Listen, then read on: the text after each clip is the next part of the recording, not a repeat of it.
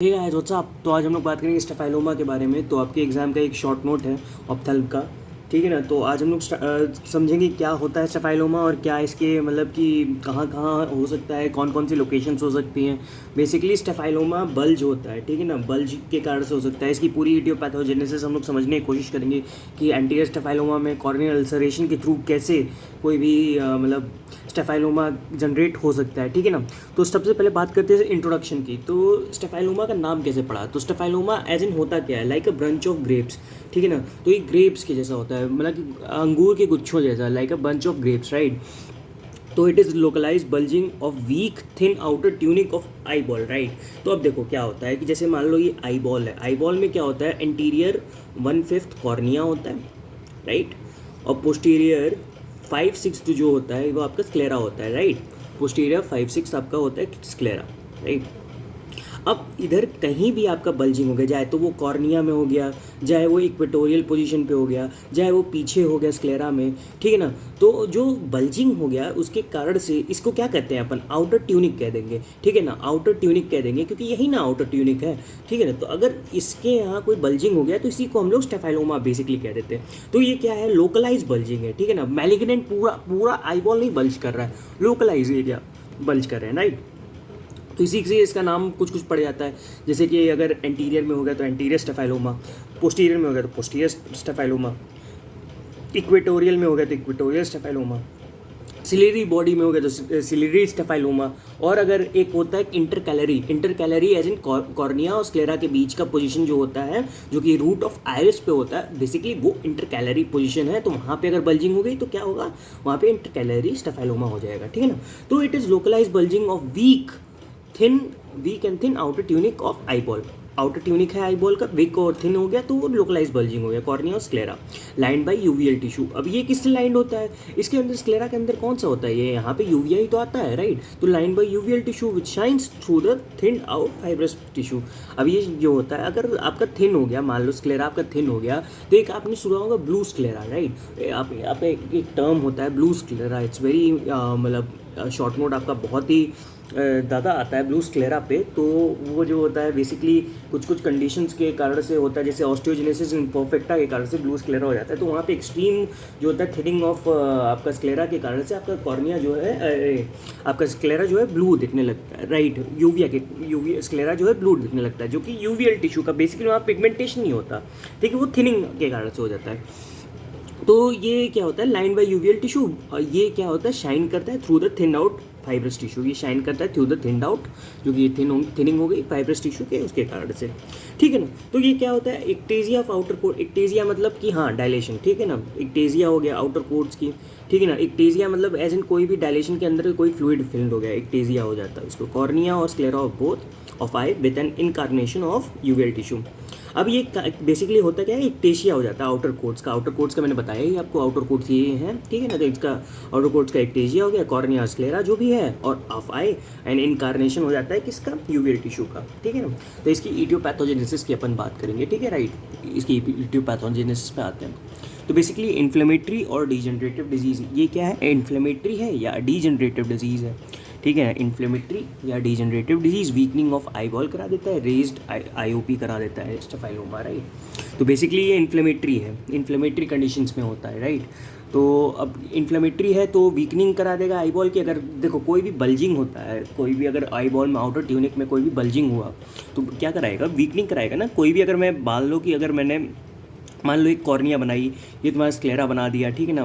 ठीक है, अगर कोई भी इसमें बल्जिंग हो गया तो ये वीकनिंग हो जाएगी ना, क्योंकि थिनिंग होगा तभी ना वीकनिंग होगा, ठीक है। तो रेज्ड आईओपी बढ़ जाता है, बिकॉज देखो आईओपी कब बढ़ेगा, आईओपी के अगर बढ़ेगा तभी ना आपका बल्जिंग होगा, राइट। तो कुछ कुछ चीज़ें हैं, तो हाँ सिलेरी बॉडी अगर ज़्यादा प्रोडक्शन कर दिया तभी ना एंटीरियर स्टेफाइलोमा के चांसेस बढ़ सकते हैं, राइट। तो ये एक चीज़ें होती हैं, ठीक है ना। तो raised IOP plus weakening of eyeball plus raised IOP is causative of स्टेफाइलोमा।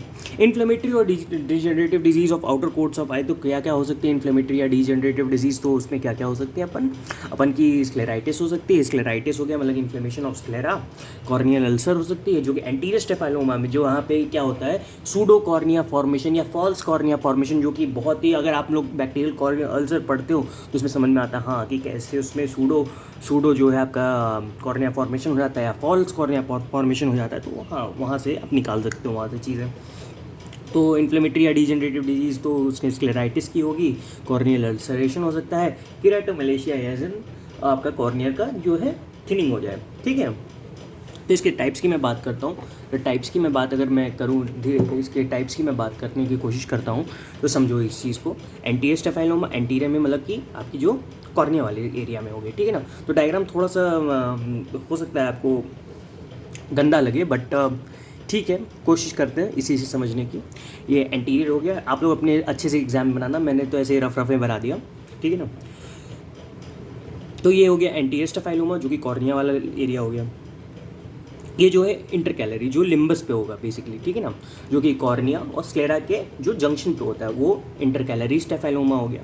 Ciliary स्टेफाइलोमा जो कि सिलियरी बॉडी पे हो गया, ठीक है ना, तो ये सिलियरी स्टेफाइलोमा हो गया सिलियरी बॉडी पे, ठीक है ना। इक्वेटोरियल मतलब जो कि दोनों के इक्वेटर पे हो गया, इक्वेटोरियल डिस्टेंस पे दोनों के आईपॉल को जो बीच से इक्वेटर में काटे तो इक्वेटोरियल स्टेफाइलोमा हो गया। और पोस्टीरियर आप लोग समझते हो, पोस्टीरियर में अगर बल्जिंग हो जाए तो कोई तो क्या होगा, वो क्या होगा, पोस्टीरियर स्टेफाइलोमा हो जाएगा, ठीक है ना। तो लोकलाइज बल्जिंग होती है of weak thin outer tunic of eyeball lined by uveal tissue which shines to the fibrous tissue, right, this is staphyloma, right. तो अब अपन बात करेंगे एंटीरियर स्टेफाइलोमा की। तो एक्टेजिया ऑफ सूडोकॉर्निया, ठीक है ना, एक्टेजिया। अब देखो इसके लिए अपन को थोड़ा सा बैक्टीरियल कॉर्नियल अल्सर की थोड़ी सी अपन को पैथोलॉजी समझनी पड़ेगी, राइट, ठीक है ना। तो अब देखो क्या होता है, जैसे कि ये कॉर्निया अपन का हो गया, ठीक है ना, and this is our sclera, right. Just imagine, ठीक है ना।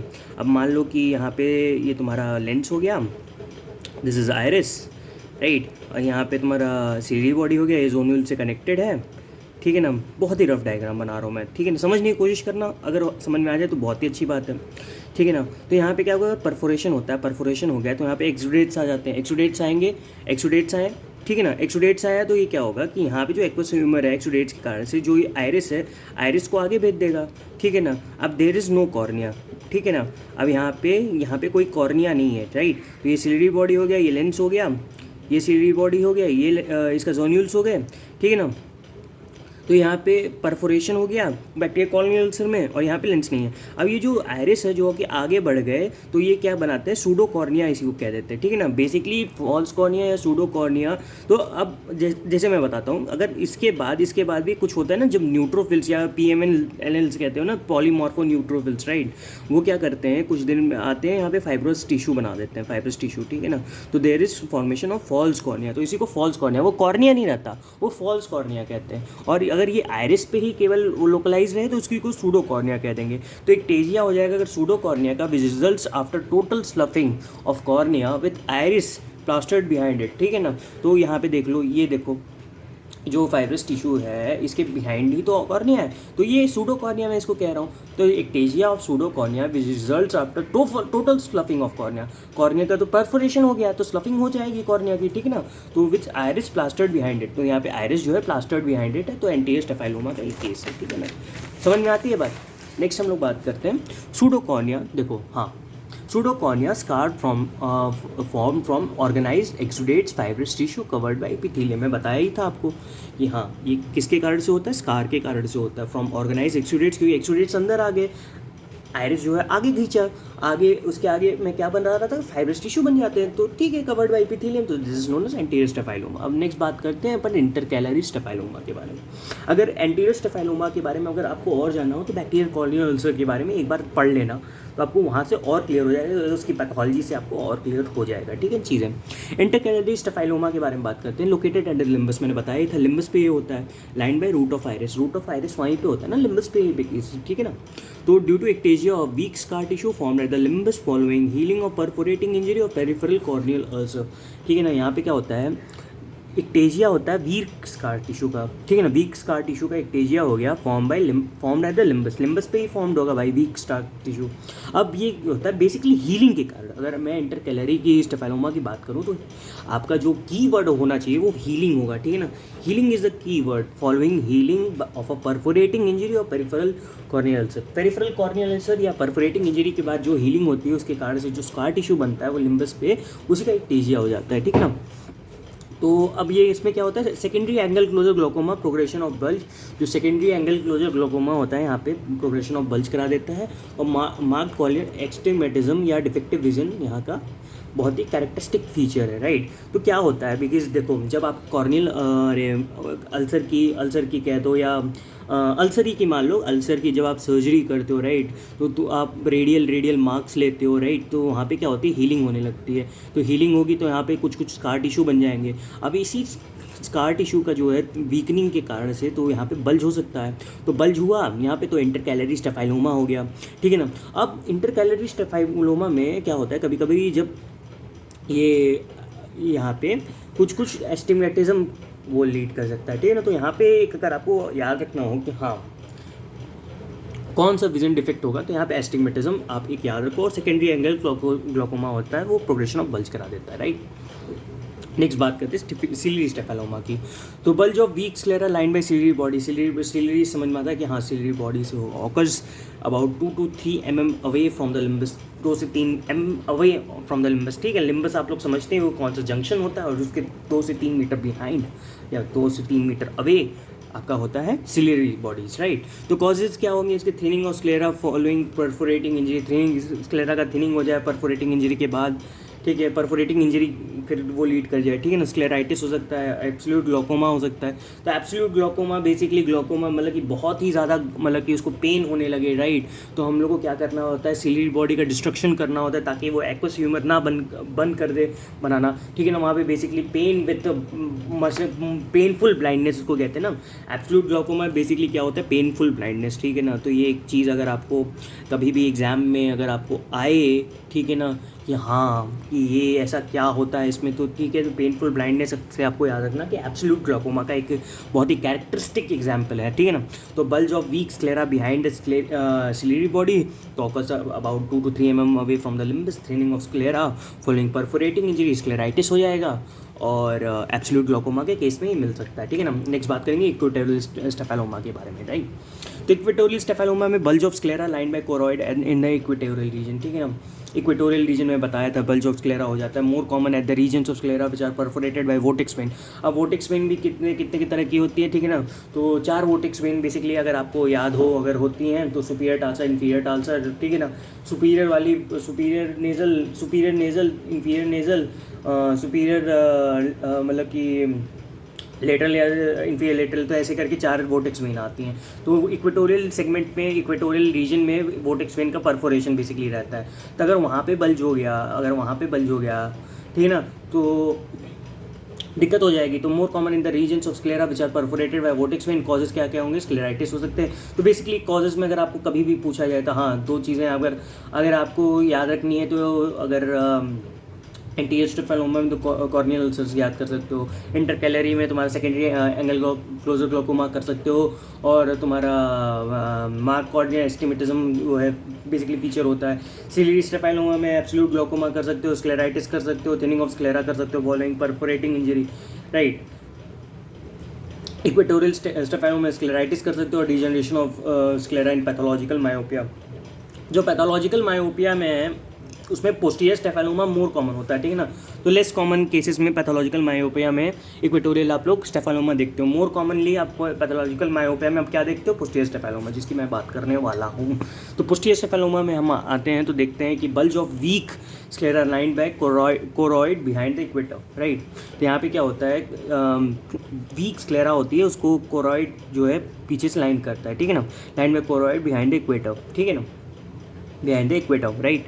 तो डायग्नोज ऑन ऑप्थेल्मोस्कोपी से डायग्नोज होता है, ठीक है ना। और the area excavated with retinal vessel dipping in it, ये वो एरिया होता है जहाँ पे रेटाइनल वेसल आती हैं, राइट। तो रेटाइनल वेसल एक कीवर्ड याद रखना, bulge of weak sclera lined by choroid behind the equator होता है, कोरॉइड के द्वारा वो लाइन किया जाता है, ठीक है ना। तो एक मैंने अगर आपको यूवियल टिश्यू से जो अगर आपका डेफिनेशन से याद रखो कि हाँ shining of uveal tissue in the fibrous, वो वाला, तो डेफिनेशन से आप लोग याद रख सकते हो उसको। The area excavated with retinal vessel dipping on it, यहाँ पे रेटाइनल वेसल डिप करते हैं यहाँ पे, ठीक है ना। तो नेक्स्ट बात करते हैं इसके कॉजेज़ की। कॉजेज़ क्या क्या हो सकते हैं?